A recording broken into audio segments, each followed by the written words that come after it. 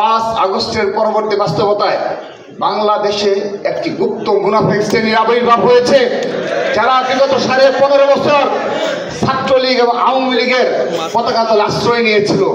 তাদের পদ পদবি থেকে এই ছাত্রলীগের পদ পদবি নিয়ে ছাত্র দলের আমাদের উপর হামলায় তারা সরাসরি জড়িত ছিল। আমরা সেগুলো অবগত রয়েছি এবং তারা একটি বৃহত্তর আন্তর্জাতিক ষড়যন্ত্রের অংশ হিসাবে তারা এমন একটি ফেসিবাদ কায়েমের প্রচেষ্টা চালিয়ে যাচ্ছে, বিশেষ করে সোশ্যাল মিডিয়ার মাধ্যমে যে বিভ্রান্তমূলক যে প্রপাগান্ডা 5 আগস্ট পরবর্তী হচ্ছে। আমি ব্যক্তিগতভাবে আপনাদের সভাপতি হিসাবে দৃঢ়তার সহিত একটি কথা শুধু বলছি, যারা ইসলাম বিক্রি করে শুধুমাত্র নিঃস্বার্থ চরিতার্থ প্রকাশ করতে চাচ্ছে, যদি আমরা আল্লাহর রহমতে এই 31 দফার আলোকে আজকে আসে যাবে ইনশাআল্লাহ, কোনো মুনাফিকি কাজ হবে না। কারণ একমাত্র বিএনপি এবং বিএনপির ভারপ্রাপ্ত চেয়ারম্যান জনাব তারেক রহমান, তার একটি ভিশন রয়েছে, বাংলাদেশকে নিয়ে একটি সুনির্দিষ্ট পরিকল্পনা রয়েছে। আপনি যদি শিক্ষা বলেন, আপনি শিক্ষার ক্ষেত্রে ইতিমধ্যে আমাদের বিএনপির ভারপ্রাপ্ত চেয়ারম্যান জনাব তারেক রহমান একটি ভিশন উপস্থাপন করেছে এবং আজকে সেই আলোকে আলোচনা হবে।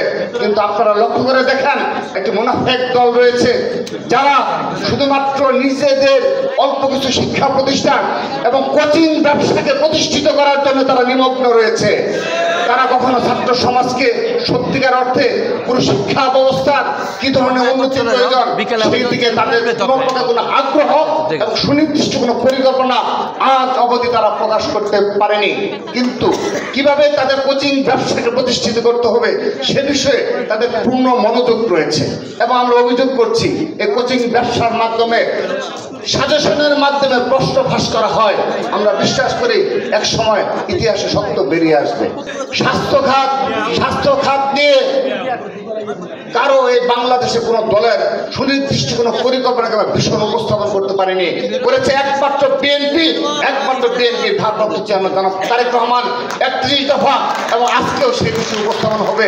কিন্তু একটি দল রয়েছে যাদের নিজস্ব অল্প কিছু হাসপাতাল রয়েছে, সেগুলোতে কিভাবে উন্নতি করা যায় শুধুমাত্র সেদিকে মনোযোগ রয়েছে।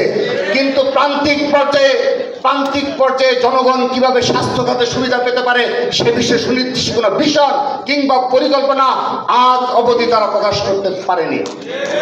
প্রিয় উপস্থিতি, আপনারা যদি আসেন, ব্যাংক বিমার কথা, বাংলাদেশের অর্থনীতি কোন পথে যাবে, অর্থনীতির যে স্থবিরতা এবং ব্যাংকগুলো যে আজকে ধ্বংসের দ্বার প্রান্তে, সেই সেক্টরকে কিভাবে উন্নতি করা যায়, কিভাবে সুদূর প্রসারী পরিকল্পনা গ্রহণ করা যায়, একমাত্র বাংলাদেশ জাতীয় দল বিএনপি এবং জনাব তারেক রহমান তা প্রকাশ করেছে।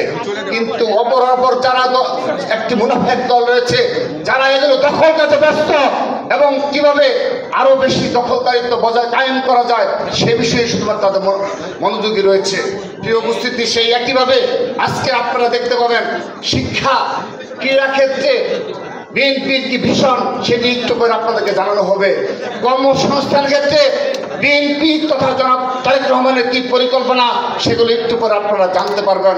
আমরা ছাত্র সমাজের নিকট পৌঁছে দেব, প্রতিটি পরিবারের নিকট পৌঁছে দেব ইনশাআল্লাহ। এগুলোর মাধ্যমে আমরা ভালো কাজের মাধ্যমে অপরাপর যারা ইসলামকে বিক্রি করে তাদের বিরুদ্ধে এটি হবে আমাদের প্রতিবাদ। আমরা ভালো কাজের মাধ্যমে এবং আমাদের সুনির্দিষ্ট পরিকল্পনার মাধ্যমে আগামীর বাংলাদেশ বিনির্মাণ করব। সেগুলি হলো 24-এর গণ অভ্যুত্থানের স্পিরিট।